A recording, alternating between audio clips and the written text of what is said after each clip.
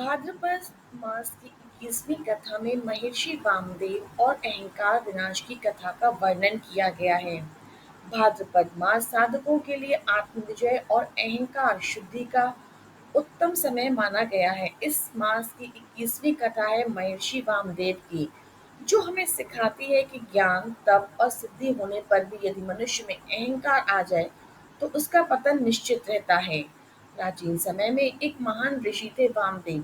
वे अत्यंत तपस्वी, ज्ञानी, योगी और वेदों के पारंगत विद्वान थे।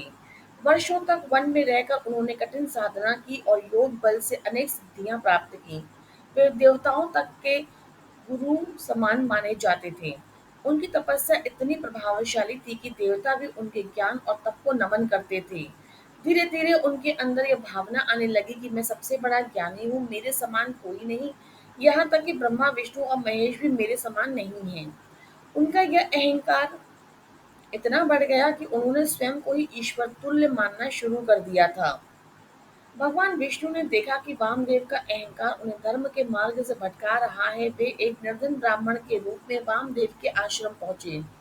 उन्होंने ऋषि से निम्रता पूर्वक ज्ञान की याचना की। वामदेव ने कहा, तुम जैसे सामान्य मनुष्य ज्ञान पाने के अधिकारी नहीं, मेरे समान योगी दुर्लभ हैं। भगवान विष्णु ने मुस्कुराते हुए ऐसे प्रश्न पूछे जिसका उत्तर वह न दे सके।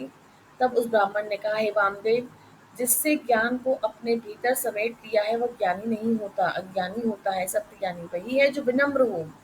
इतना कहते ही वह ब्राह्मण अपने चतुर्भुज रूप में प्रकट हो गए और स्वयं भगवान विष्णु बनकर खड़े हो गए।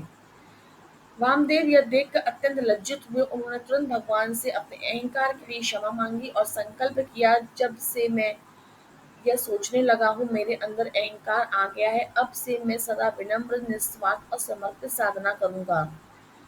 हे वामदेव, तुमने अपनी भूल स्वीकार कर ली है, यही सबसे बड़ा तप है। अब तुम ब्रह्म ज्ञान के अधिकारी बन चुके हो। ऐसा कहते हुए भगवान विष्णु ने उन्हें आशीर्वाद दिया।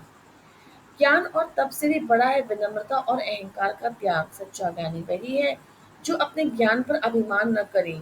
भगवान उन्हीं पर कृपा करते हैं जो निस्वार्थ, सरल और समर्पित होते हैं।